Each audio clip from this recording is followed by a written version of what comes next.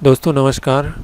हमारे YouTube channel में आप सभी का बहुत बहुत स्वागत करता हूं। और दोस्तों आज हम एक टर्मिनल पे आज एक बोर्ड है एम लॉजिक का।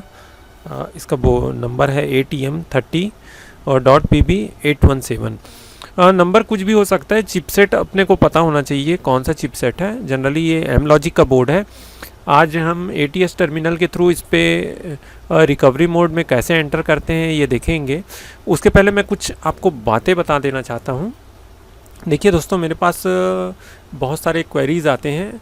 उसमें अधिकतर लोगों के क्वेश्चन ये होते हैं कि ब्रांड की सोनी का इसमें रिकवरी मोड में जा पाएंगे कि नहीं, या और अदर किसी कंपनी का हम डिबग कर पाएंगे कि नहीं। देखिए दोस्तों, जो हमारा सोनी का हो या कोई भी अदर ब्रांड एक्सेट्रा कुछ भी बोला जा सकता है, उसको सोनी हो, फिलिप्स हो, सैमसंग हो, LG हो, हमको सबसे पहले ये जानना पड़ेगा कि उसके अंदर चिपसेट कौन सा है।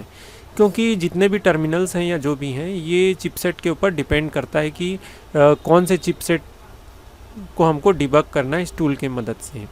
तो कुछ लोग ये पूछते हैं कि इसमें ये फंक्शन होता है कि नहीं, वो फंक्शन होता है कि नहीं। देखिए दोस्तों, सॉफ्टवेयर का मतलब सीधी सी बात है, सॉफ्टवेयर का मतलब सिर्फ यही होता है कि किसी भी चीज़ को आसान बनाना। मतलब सॉफ्टवेयर हमारे हार्डवेयर से कनेक्ट होता है और हार्डवेयर के अंदर जो हिडन जो फीचर्स हैं उसको हम इसके द्वारा एक्टिव कर सकते हैं। तो डेवलपर ने क्या क्या वो जो सॉफ्टवेयर जो बनाया, जैसे कि टर्मिनल, चाहे कोई भी टर्मिनल का, ATS टर्मिनल का, चाहे एक्सेट्रा कोई भी टर्मिनल की बात करें, टर्मिनल सिर्फ उस बोर्ड के अंदर जो हिडन कमांड्स हैं उस तक आपको पहुंचा सकते हैं। तो बोर्ड के अंदर बोर्ड के मैन्युफैक्चरर ने, बोर्ड के डेवलपर ने उसके अंदर क्या क्या कमांड रखे हुए हैं ये उसके ऊपर डिपेंड करता है। तो बहुत सारे कुछ ऐसे बोर्ड्स आते हैं पुराने जिसमें जो डिबग वाला ऑप्शन जो होता है वो डिसेबल होता है।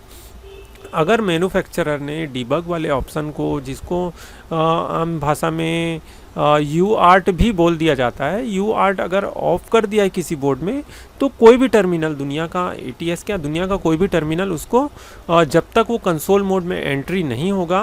कंसोल मोड में एंट्री का मतलब ये है, मोटे शब्द में ये जानिए कि आपका जो बोर्ड है यहाँ से कमांड एक्सेप्ट करने के लायक है। जब तक वो कोई कमांड को एक्सेप्ट नहीं करेगा, आप उसको कैसे इंस्ट्रक्शन देंगे।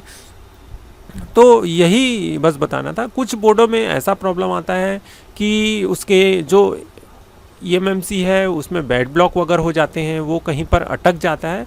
तो उस कंडीशन में भी सॉफ्टवेयर कुछ नहीं कर सकता।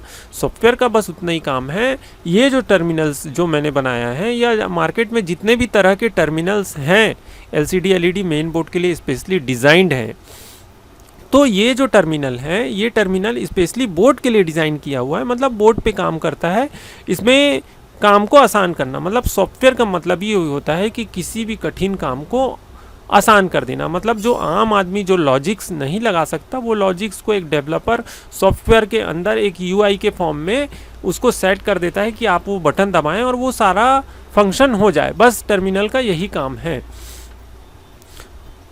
तो हम आगे चलते हैं। ये हमारे टर्मिनल पे आ गया हूँ मैं। इतना बताने से आप समझ गए होंगे कि मैं क्या बताना चाह रहा हूँ आपको। तो ये पोर्ट है। पोर्ट को सबसे पहले सेलेक्ट करना है। सेलेक्ट करने के लिए मेरा जो कॉम पोर्ट है वो 4 पे कनेक्टेड है। जैसे कनेक्ट करेंगे ये सारे फीचर्स खुल जाएंगे। ये मैंने अपने पिछले वीडियोस में भी बता दिया है। ये जो टर्मिनल है इसमें मैंने कुछ चीज़ और ऐड कर दिया है जो मुझे मिले हैं, और कुछ छोटे मोटे एरर्स भी आ रहे थे, वो सारे मैंने हटा दिए हैं।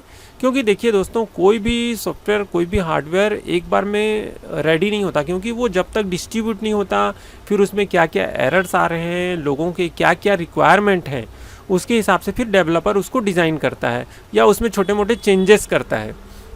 चाहे वो कितने से भी बड़ा सॉफ्टवेयर हो, वो धीरे धीरे वर्जन में सुधार होते जाते हैं उसीलिए, और जो प्रॉब्लम है, जो कमियां हैं, वो दूर होते जाते हैं। जैसे कि मुझे अभी MStar के कुछ कमांड मिले, वो भी मैंने ऐड कर दिए। मीडियाटेक के भी ऐड कर दिए। रियलटेक के भी, रियलटेक में स्पेशली जो TCL वगैरह के कमांड है, वो भी कुछ कमांड्स मुझे मिले हैं, वो भी मैंने इसमें ऐड कर दिए हैं। तो ये एम लॉजिक को सेलेक्ट करता हूँ मैं। एम लॉजिक को मैंने सेलेक्ट कर लिया। सेलेक्ट करने के बाद सबसे पहले हमारा पहला जो काम है, जो बेसिक जो काम है, कि हमको सीरियल प्रिंट देखना है। सीरियल प्रिंट देखने के लिए बोर्ड को कनेक्ट करना है RxTx से, जैसा कि आपने पिक्चर में देखा। जैसे कनेक्ट करेंगे उसके बाद हमारे बोर्ड को हमको पावर सप्लाई देना है। तो ये पावर लगा देता हूँ मैं इस पर। अब देखेंगे कि ये हमारा सीरियल प्रिंट आ चुका है। तो सीरियल प्रिंट आने का मतलब है जो हमारा बोर्ड है वो हमारा जो हार्डवेयर जो कनेक्शन है वो प्रॉपर है। तो अब हमको क्या करना है, इसको कंसोल मोड में एंट्री करना है। जब तक कंसोल मोड में एंट्री नहीं करेंगे, कंसोल मोड का मतलब ये है कि हमारा जो बोर्ड के अंदर एक ऐसा फीचर्स है उसको जब हम ऑन करेंगे, वो भी डेवलपर ने बनाया हुआ है, ऑन करेंगे तो बोर्ड हमारे इंस्ट्रक्शन को एक्सेप्ट करने के लिए तैयार हो जाएगा। तो उसके लिए क्या करना है, एम लॉजिक जैसे देख रहे हैं यहाँ पे एक्सेस की 1 और 2। तो सबसे पहले हम एक्सेस की 1 दबाएंगे और दबाने के बाद स्टैंड बाई ऑन करेंगे। तो ये दबाता हूँ मैं और स्टैंड बाई चालू करता हूँ। जैसे हमने दबाया, ये देखेंगे आप, ये हमारा कंसोल मोड में चला गया। ये जो प्रोसेसर का नाम आ गया और ये हमारा सबसे पहले, अब ये जो हमारा बोर्ड है ये कमांड को एक्सेप्ट करने के लिए तैयार है। जैसा कि और भी टर्मिनल्स में होते हैं, जैसा कि जनरली आप फ्री वाले टर्मिनल्स देखते हैं या इसी का फ्री वाला वर्जन है, उसमें भी आप सारे काम कर सकते हैं। बट आपको यहाँ पर सारे कमांड हाथ से लिखने पड़ेंगे, सारे कमांड आपको याद रखने पड़ेंगे।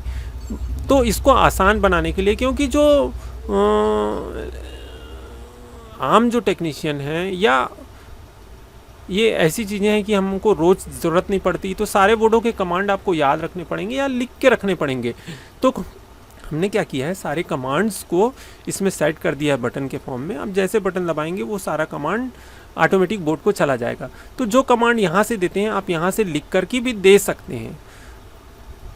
तो अब हमको क्या करना है, इस बोर्ड को रिकवरी मोड पे लेके जाना है। रिकवरी मोड पे ले जाने के लिए रिकवरी के बटन्स दिए हुए हैं। आप जब भी देखेंगे एम लॉजिक का है रिकवरी 1, सबसे पहले ट्राई करते हैं। जैसे रिकवरी 1 दबाए, हमारा काम जो है, देखिए बोर्ड में इंफॉर्मेशन आने चालू हो गए और हमारा जो सेट है ये दोस्तों, ये हमारा जो है रिकवरी मोड में जा चुका है। अब हम इसके रिमोट की सहायता से इसको हम रिकवरी में कर सकते हैं, इसको डिफ़ॉल्ट में डाल सकते हैं, चाहे इसका डाटा रिसेट कर सकते हैं। अब रिकवरी मोड काम कैसे करता है, इसके अंदर का साइंस क्या है, मैं अगले वीडियो में बताऊंगा आपको कि मैन्युफैक्चरर ने इसके अंदर रिकवरी का जो बूट दिया हुआ कैसे है, रिकवरी पेन ड्राइव से बूटेबल से कैसे काम करता है। तो ये हम किसी और वीडियो में देखेंगे दोस्तों। अब इसके साथ ही मैंने एक टूल और अभी बनाया है, स्पेशली वो हमारे स्मार्ट जो टीवी आते हैं एंड्रॉयड वाले, उसके जो थर्ड पार्टी एप्लीकेशन हैं उसको इंस्टॉल और अनइंस्टॉल करने में काफ़ी दिक्कत आती है। उसके लिए मैंने एक टूल बनाया है। तो जो भी इसका लाइसेंस वाला वर्जन लेगा उनको ये टूल जो है साथ में ही मिलेगा और ये उसी की पर काम करेगा। पहले जिन्होंने लिया है उनको भी ये टूल दे दिया जाएगा। तो अब उस टूल को मैं थोड़ा सा डेमोन्स्ट्रेट करूंगा दोस्तों, आप बने रहेंगे। तो इसको मैं कर देता हूं अब बंद।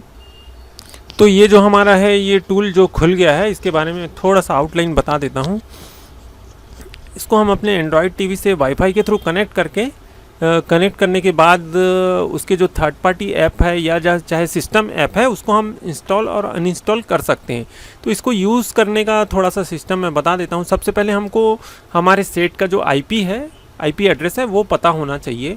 तो सबसे पहले हमको यहाँ पर आईपी एड्रेस डालना पड़ेगा।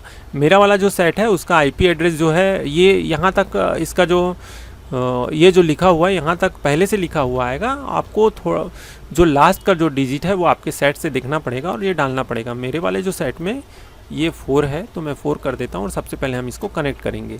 तो देखिए यहाँ पर जो हमारे आईपी एड्रेस और ये हमारा पोर्ट है, इससे हमारा जो सेट है, जैसा कि आपने देखा सोनी का सेट है मेरा 800W, ये कनेक्ट हो चुका है। तो सबसे पहले हम क्या करेंगे, हमको एक ऐप इसमें मैं इंस्टॉल करके दिखाऊंगा और अनइंस्टॉल करके भी दिखाऊंगा। तो यहाँ पे कुछ बटन्स दिख रहे हैं, इसको आप जैसे दबाएंगे तो यहाँ से सारे आपके सेट के अंदर जो भी एप्लीकेशन है वो पैकेज नेम्स आ जाएंगे। मैं यहाँ क्लिक करता हूँ, जैसे क्लिक करूँगा ये सारे जो आपके सेट के जो एप्लीकेशन है, जिसमें सिस्टम ऐप भी है और थर्ड पार्टी ऐप भी हैं और डिसेबल इनेबल सारे पैकेज के लिस्ट हैं। यहाँ पे अलग है, अगर आप इसको क्लिक करेंगे तो यहाँ से जो डिसेबल्ड है वो सारे लिस्ट आ जाएंगे, इनेबल ऐप लिस्ट आ जाएंगे। यहाँ से आप देखेंगे तो सिस्टम ऐप लिस्ट भी आ जाएंगे। यहाँ पर आप देखेंगे थर्ड पार्टी ऐप लिस्ट भी दिया हुआ है। तो अब हम क्या करते हैं, ऑल ऐप लिस्ट में आते हैं और सबसे पहले मैं इसमें से कुछ आपको अनइंस्टॉल करके दिखाता हूँ। जैसा कि आप सेट में देख रहे हैं, मैं थोड़ा सा दिखा देता हूँ आपको। ये मेरे टीवी स्क्रीन का है जो कनेक्टेड है इससे। सामने आप देख पा रहे हैं ये सारे ऐप हैं इसके। तो नीचे जो हॉटस्टार दिया हुआ है, हॉटस्टार का जो ऐप है, इसको हम सबसे पहले अनइंस्टॉल करेंगे और फिर से मैं इसको इंस्टॉल करके दिखाऊंगा। तो जैसा कि आप देख पा रहे हैं, तो सबसे पहले मैं यहाँ सर्च कर लेता हूँ। सबसे पहले हमको पता होना चाहिए कि कौन सा ऐप हमको रिमूव करना है। तो इसमें से आप या ऐसे कर सकते हैं या यहाँ पे सर्च का बॉक्स है, यहाँ पे आपको लिखना है हॉट, जो भी ऐप पैकेज नेम चाहिए आपको, सबसे पहले आप सर्च कीजिए। तो यहाँ पे देखिए ये वाला जो हाईलाइट होके आ गया।